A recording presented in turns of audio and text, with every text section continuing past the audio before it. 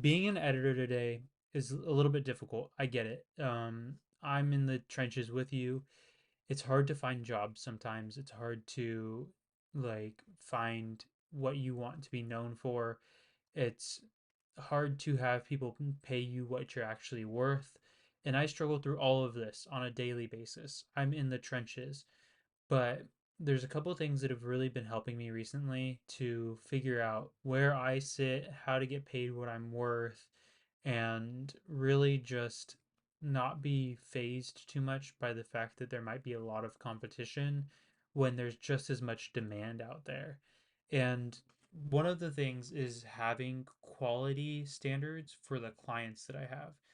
Now, I don't want the client that expects me to work until I drop. And I don't want the client that wants to pay me pennies for that. I want the client that values the fact that editing can actually add to their videos.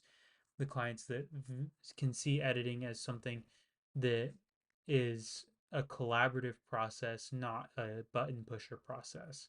And so I really try to hone my clients in whenever I'm talking to somebody about I don't really know whether we're a good fit or not because there's a possibility that you are expecting more from me than what I'm able to give you.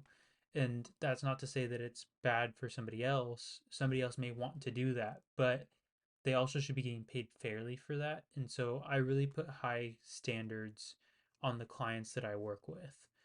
The second thing that I do is I've started to hone in on exactly what I'm trying to edit as opposed to editing everything. And that's really hard for me because I'm a generalist at heart. I love editing, I love marketing, I love a lot of different things. But in an effort to find my path and find the people that I want to work with, I have started to hone in on the type of project that I view is going to be really successful for me. Not necessarily for you, like podcasts could be what you want to do completely, vlogs could be what you want to do, but editing a specific type of content or sitting in a specific kind of niche is really, really helpful for finding that type of client. They tend to come out of the woodwork when you find that. And sometimes, for me, it took a while. I didn't know what I wanted to do. But recently, I've been figuring out that I want to live in this space. I want to live in the trailer space, but not everybody wants that. Some people want to edit simple videos. Some people want to edit really complex stories and films. And so you have to find that out for yourself. And then once you do, lean into that as heavily as possible. And when you do that, I think you'll find a little bit more success. At least that's what I've had happen to me. And I've really loved being able to do that for people and find this little niche that I really love. And the third thing that I've done is I've realized that the value that I provide somebody is not at all in the software that I use. Sure, it helps to use Premiere from time to time or use whatever the client is using, but I use all of them. I've used Premiere, I've used DaVinci, I've used Final Cut.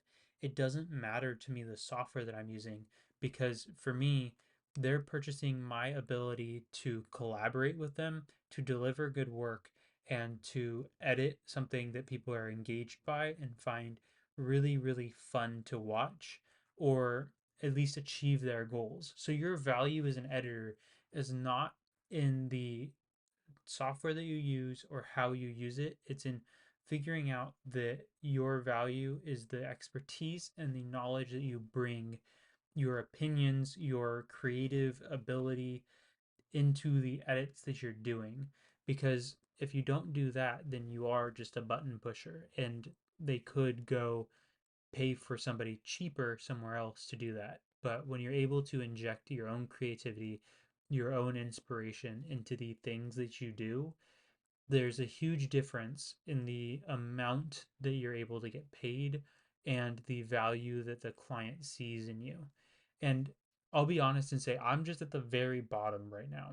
I'm not getting paid a whole lot for the work that I'm doing comparatively to what I believe I can get paid, but you always have to start somewhere. And so in recent days, I've in months, I've started to negotiate myself down to go up. Sometimes you have to take a few steps back to find your steps forward. And I've really enjoyed that process and figuring out how to make all of the editing stuff work, what I want to sell, how to sell it, what is the best structure for the deals. All of that stuff goes into how you're going to make it successful as an editor. And I don't have all of the answers, but that those are a few things that I have done recently to find at least a little bit of success in the editing space and grow what I know to be a very valuable and very important field in the creator space, because editors are incredibly important to what creators are doing, at least to help them take some of that workload off their plate when they want it. But I'm curious. Let me know down in the comments the struggles you have as an editor, because I want to see if I can help you or if I can give you resources to help you, and we can be in this together, solve some of these problems together, because that's all we're going to be able to do is start these conversations, have them, and find our way through them when we're talking about them. So let me know down in the comments the struggles that you're having as an editor, and I'll be happy to see if I can respond to them with a solution or something to help you out. Um, Hopefully, this video helps you figure out a few things that you can do to help you grow your editing career here as a creator as well.